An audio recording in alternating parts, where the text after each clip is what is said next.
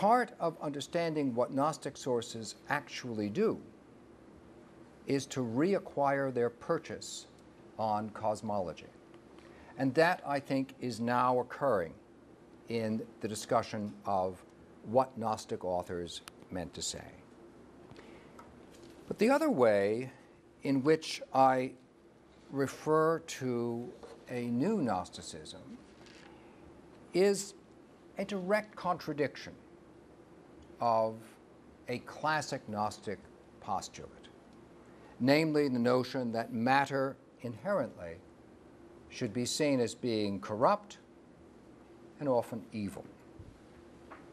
And we can see this, I think, on page 2 in my quotation from David's work From God and Good, where the angels want to go another way at the moment of creation. Do not create, admonish the angel of light. There will be too much suffering. And so on through the litany of angels. This is an interesting reversal of the Gnostic cosmology. In the Gnostic cosmology, the source is portrayed as having pure consciousness, and the angels become defective. And so we have the result of Pistis Sophia devolving into matter. But in this picture that David gives us, David suggests that matter should no longer, as in the Platonist assumption, be regarded as inherently febrile or evil. Instead, matter itself becomes a form of risk, which the source takes despite the advice of the angels. This leads to another interesting difference that one can see in the new Gnosticism as compared to the old when one looks at the application of the same metaphor. And this you will see on page 4 of the handout when I look at the way in which the metaphor of the fisherman is used. David suggests we look at the fisherman as reeling in the line ever since that initial moment of creation, contravening the advice of the archangels. Hour after hour, day after day, year after year, century after century, and on and on. It was not easy reeling in an entire cosmos, even if you were the eternal metaphysical cosmic fisherman. Gospel according to Thomas, from Nag Hammadi, looks at the work of fishing in a different way. Son of Man is like a wise fisherman who cast his net into the sea and drew it up from the sea full of little fish. Among them, the fisherman found a fine, large fish. He threw all the little fish back into the sea and easily chose the large fish. He's only looking for certain resonances with his own identity. All others can be dispensed with. This is an example of what it means, it seems to me, to step away from the view of matter being inherently inferior and to considering the possibility that matter is actually an instrument of consciousness rather than inherently antipathetic to it. I'd like to take this opportunity to thank especially our presenters for coming today. Many of you have come from far afield. It's our business, insofar as there is business this evening, to see to it that we all get settled. I'm happy to take questions, objections, and the rest now, or to wait for that to unfurl during the next few days. I hope that the program is set up so as to allow for there to be a free exchange whenever any of us feels that's appropriate. And that's about what I have to say this evening.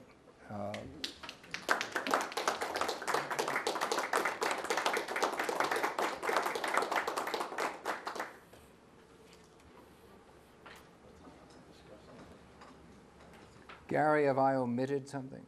No. Gary is my co-chair, and so he... It's a delight to have you all with us.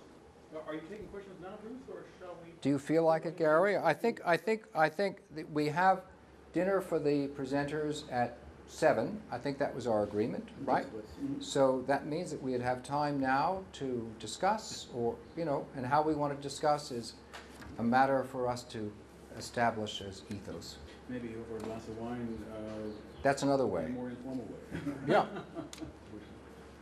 Yes, please, Larry. I'm willing to make some comments. I was just waiting to Good. see that it's not like a class where No. You know, the bell rang and everybody's mad. Everyone leaves, right? But if we're not eating till 7. Exactly. There's time. Yeah, That was the I idea. found this very interesting, a good example of why it's worth coming to learn things you don't know as opposed to going to conferences where you see the same thing you always do. Because I would not have come at this from the Gnosticism point of view. I would have come at it from the point of view of Kabbalah, which David and I have discussed many times. But of course, Gnosticism is essentially the root of Kabbalah, because much of Kabbalah is what you might call a kosher Gnosticism. It's not our subject today, but I was very happy, but of course I knew that I would hear this from some of your other work, you know, with the reasonable view of these Gnostic texts and not all this idiocy that we hear in the press. But we'll pass over that because I'm sure that's not really relevant today. But what I wanted to say is that I still noted down the fact that it seems to me that some of, when you read the paragraph, and let's make believe that David Warren's here, right? You can analyze someone's thought when they're not here, it's somewhat different, then he can answer you, tell you, well, this is how I thought of it, not that way, but we'll leave that aside for that. We're just readers. So in the short outline which you gave, right? So it seems that maybe this is what you're trying to say, and I'm just saying it to myself better, not to anyone else because they understood you, that whereas in the Gnostic system, this situation of essentially emanation results in a negative result, in a failure, which is similar to the breaking of the vessels in Kabbalah. It results in David's system in a success, okay? And this gets to something that I always ask myself about the Lurianic Kabbalah, which is, I guess, the best example of a later Jewish semi-Gnosticism mixed with Neoplatonism, et cetera, et cetera. And the question that I always couldn't figure out is, why would God set up a situation in which the vessels would break? Because as opposed to in your situation, in which it's an emanation who goofs up, okay, you can answer it's also an emanation in Kabbalah, because it's once you get to create the world, it's not the direct, okay. But still, it seems to me that what David is saying, what Kabbalah says, is that it is an intentional situation in a certain sense, that the story has to work out this way because we need this thing, which differs very differently from this mess of junky, moist, whatever it is, right? Which seems to be an unsuccessful pregnancy, as you said, or no, as the text there said, right? So that's the first comment that I have. The second comment I have is about this time thing, and I haven't really thought this out at all, really. But there's a big irony in a certain sense that I was mentioning in the discussion before that just the day before, 2 days ago, I had a whole long conversation with my wife about the Big Bang Theory. Because people quote the Big Bang Theory as the proof that really the basic essence of Genesis, of Creatio was true. And of course, in the Big Bang Theory, it isn't exactly the same. And this time thing comes in there. But I think the notion of Genesis also is, never mind for a moment Augustine who says this, but I think the notion of Genesis is that there is, that what we call time is irrelevant until there's a creation. And that seems to be very clear, because first you got to stick up the bodies, the heavenly bodies, before you can know what time is. So it seems to me that that is also right there in Genesis, and we'll call it the myth for a moment, right? Genesis, right? That meaning the myth in the good sense, right? That there's no time beforehand. And it seems to me that the whole religious tradition has never been bothered by the thing that Hawkins says and all this kind of thing. Now, what do you mean? There couldn't be a God because he couldn't exist as there is no time, because there is no time, so he couldn't have existed before creation. And somehow or another that doesn't seem to bother us because we assume that God is beyond time, and therefore you can't even measure it that way. So what are you talking about? So anyhow, there's a long set of comments, but I hope that it's helpful in some way, because it really got me thinking in a different direction, right, than, previously on this topic. Thank you, Larry. Just to reply briefly, then I do want to come to Peter.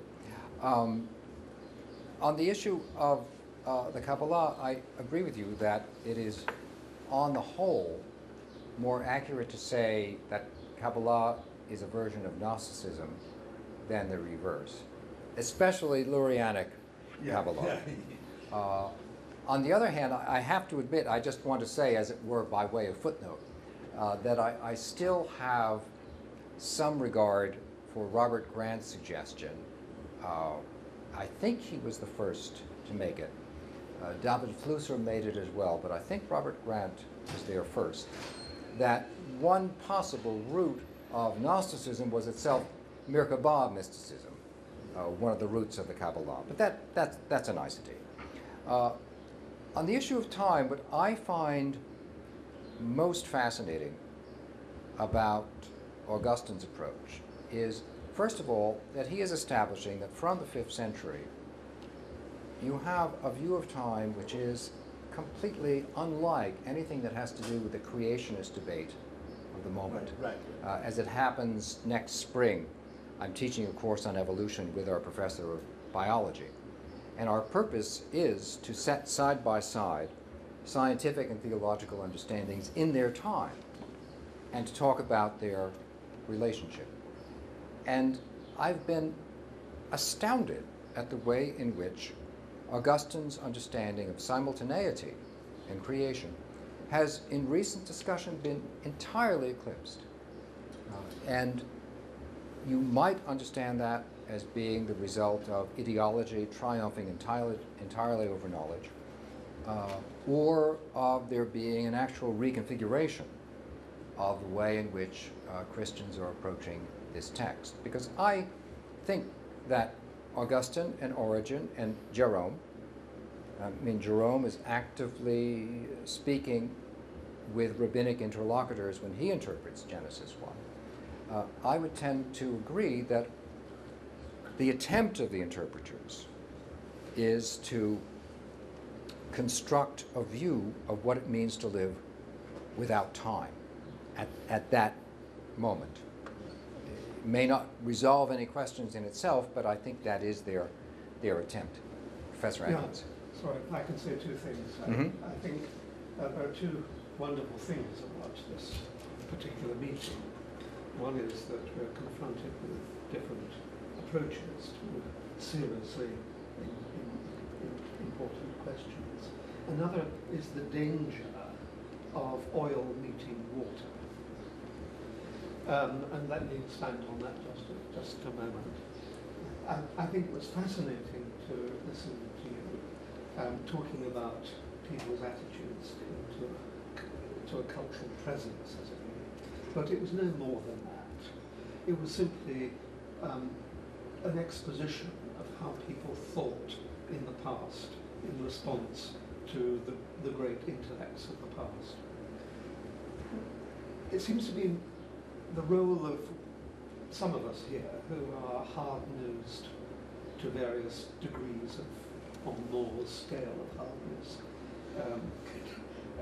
to listen to your arguments, to say that on the whole we thought it was nonsense, and that it's our role to try to prize out what we see as the insights and elucidations and comprehensions that science can bring to the kind of problems that concern us.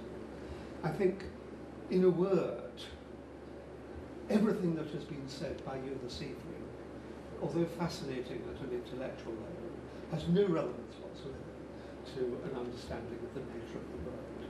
Philosophy, historical philosophy and its obscurantist cousin theology really has confused matters.